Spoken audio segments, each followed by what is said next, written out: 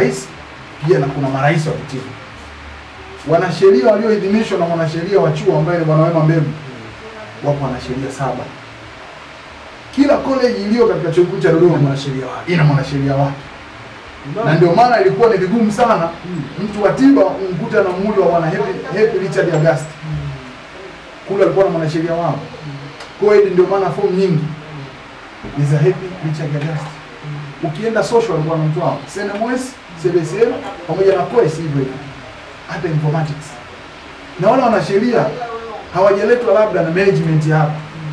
Wale wanasheria wameletwa kutoka ofisi ya Dean of the Student wa Utawala Mkuu, mlezi na mshauri wa wanafunzi chuo kikuu cha Dodoma, Madam Roda. Na alipowaleta baada ya mazungumzo alisema, bwana nimewaleta kama mlivyokuwa mmetuma maombi yenu, sasa kwa shilingi 2000 naomba mtengenezee mazingira ya kukaa, atoe kama huduma.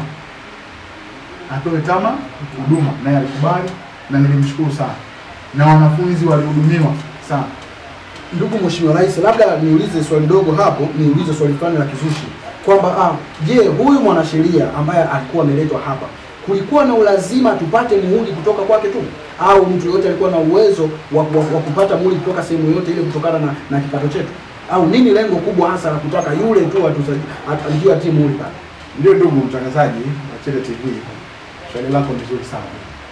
Na ni swali ambalo nimekuwa nikipambana nalo kwa wanafunzi wengi katika kutolea ufafanuzi. Chuo kikuu cha Dodoma kina utaratibu wake. Chuo kikuu cha Dodoma kina mwanasheria mmoja, ndugu Wema Mbegu. Wema Mbegu ana masekretari wake. Yeye kuweza kuaccommodate wanafunzi wa chuo kizima ilishindikana. Kwa sababu ile kazi kama mwanasheria wa chuo aliombwa aifanye yeye. Lakini kwa ukubwa wa chuo chetu akasema, jamani, hii kazi ni ngumu sana kwangu mimi. Labda ni watafute watu ambao watafanyaje, watasaidia kutoa kama nini, kama huduma. Kwa sababu kumbuka nini, mwanasheria pia anatumiwa na watu wa nje katika shughuli mbalimbali za kisheria. Kwa hiyo kitu kilichofanyika, kwa sababu utaratibu wa mwanasheria kama nilivyozungumza, mwanasheria yote yule ili awepo kiutaratibu au kimamlaka ndani ya chuo kikuu cha Dodoma, lazima amepitishwa na mwanasheria mkuu wa chuo.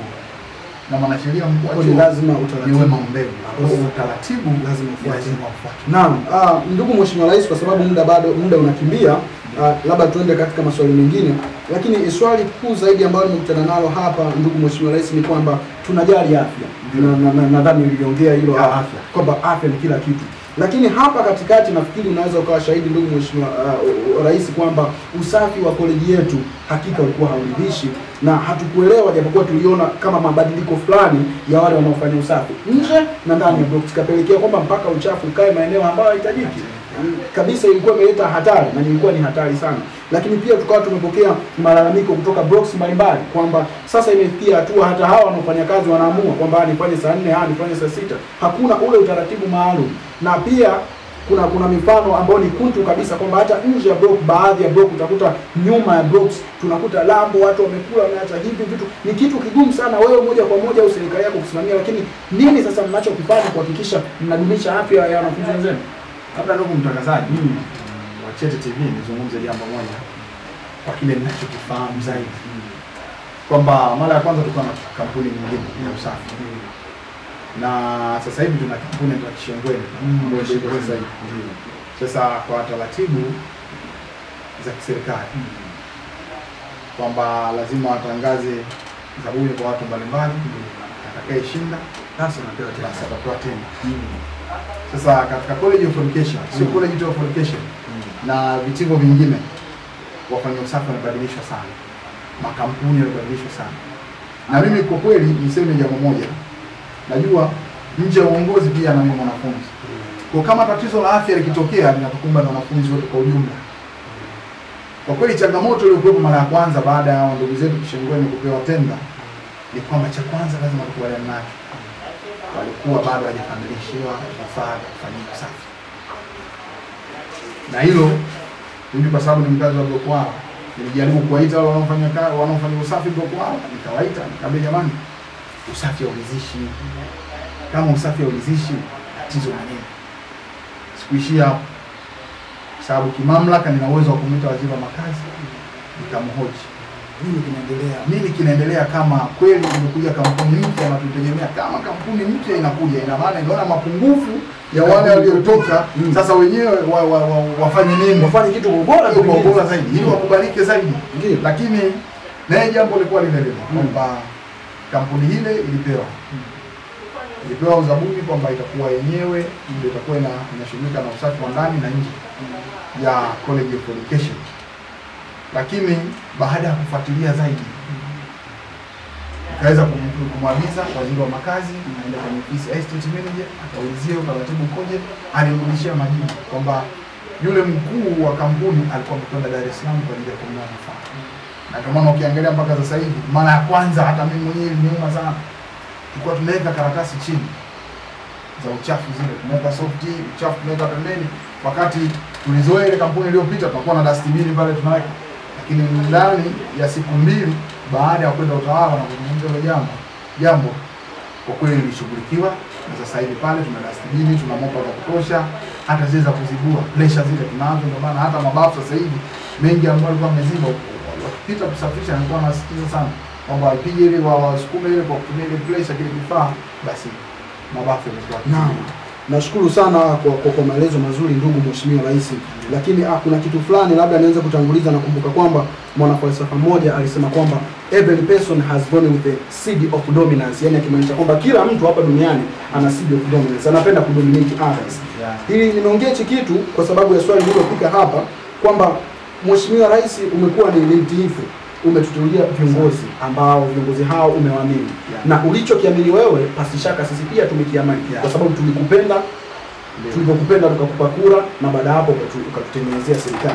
Lakini kuna tatizo ambalo tumelipokea ndugu Mheshimiwa Rais, labda kama ulikuwa unijui nikujuze hapa kwamba wanasema viongozi wengi, kuna baadhi ya viongozi ambao sasa wanatumia uongozi ambao wewe umewapa katika kunyanyasa. Niseme kunyanyasa watu wengine kivipi? Unyanyasaji huu ndugu Mheshimiwa Rais uko katika swala lifuatalo kwamba mtu anaweza kaenda kwa kiongozi fulani kwamba ana shida au tatizo fulani, lakini kiongozi yule asitoe kauli nzuri, atoe kauli ambayo inafanya yule mtu aliyeenda kupeleka malalamiko yake afurahie. Na hiyo pia basi kauli nzuri sitoke ila mtu asaidiwe. Wengi wanasema kwamba anaweza akatolewa kauli mbovu, lakini pia fanyaje? Asaidiwe. Mtu anapeleka shida na hatatuliwi ile shida yake na ndio hovu. Unaliongeleaje hilo swala? Kwanza ndugu mtangazaji wa Chete TV, mimi nashukuru kwamba ukiona kwamba mpaka wanafunzi ambao walitupa sisi zamani wanaanza kuzungumza hivyo kutokana na baadhi ya kauli za viongozi tulio mimi kama kiongozi wa serikali ya wanafunzi ambaye ndio mkuu wa viongozi wote, kwa kweli hiyo imeweza kunisomanisha sana. Lakini kweli kikatiba, katiba udoso kifungu cha 14 ibara ndogo ya 4B inanipa mamlaka rais kumtoa waziri mkuu, katibu mkuu, mawaziri wote na manaibu waziri wote.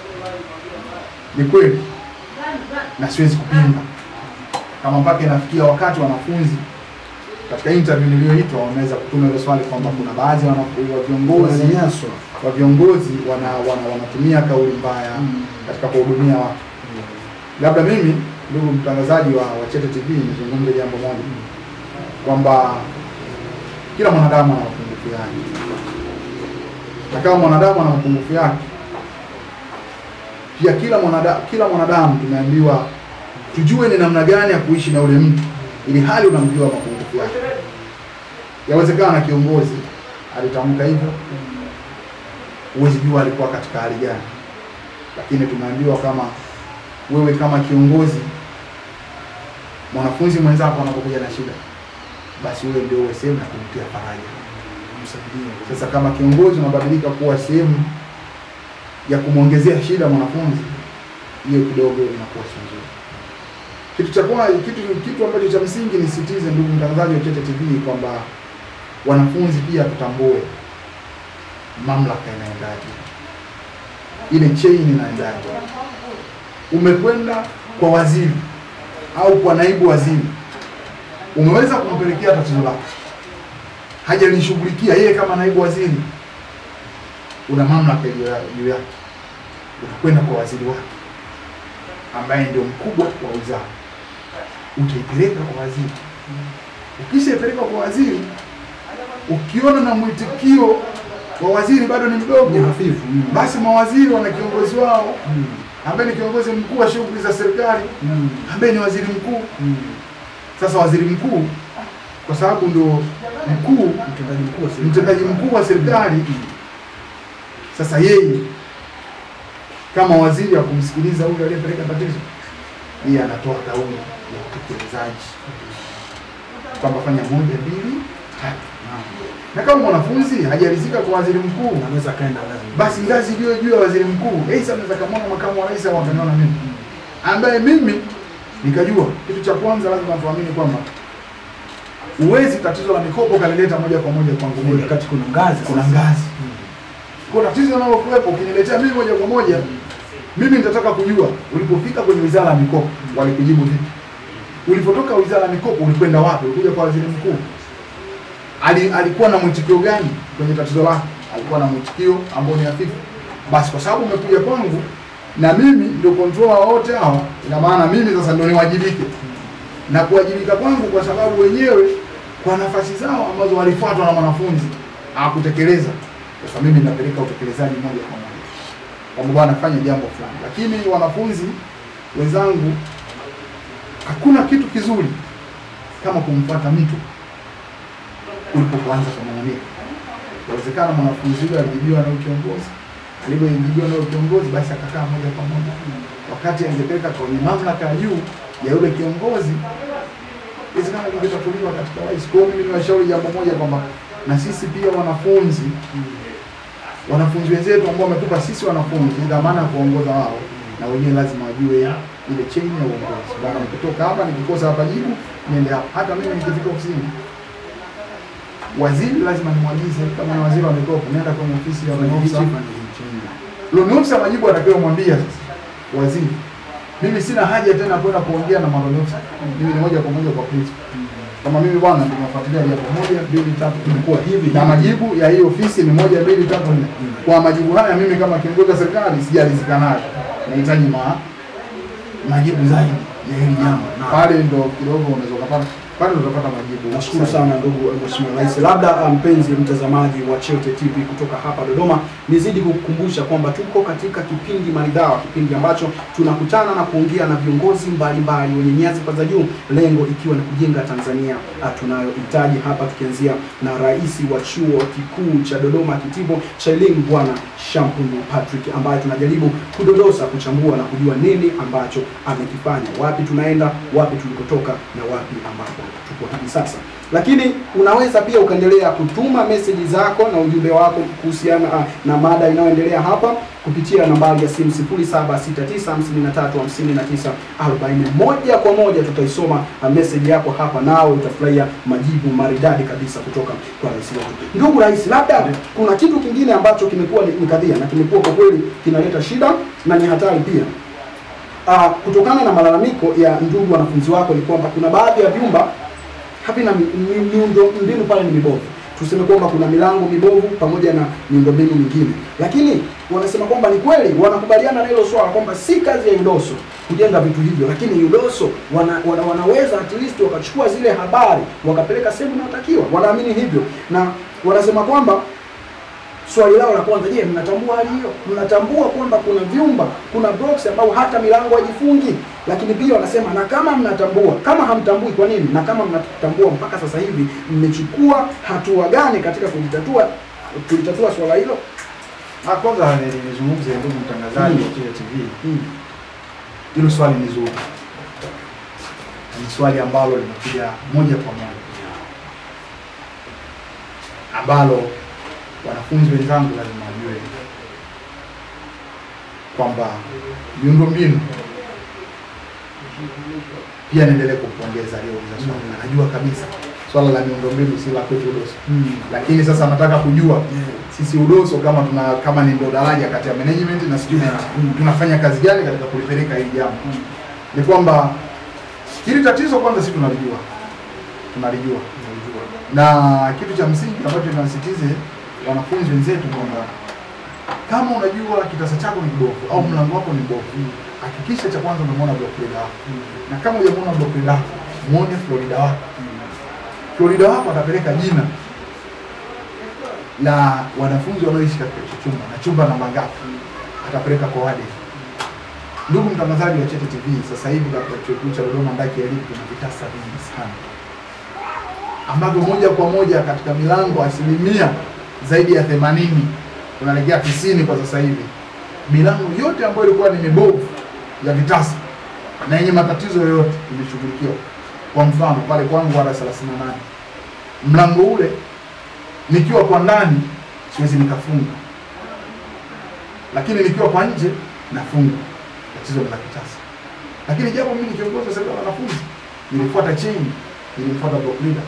Niambia block leader, chumba changu hiki nikiwa ndani sifungi, nikiwa nje nafunga.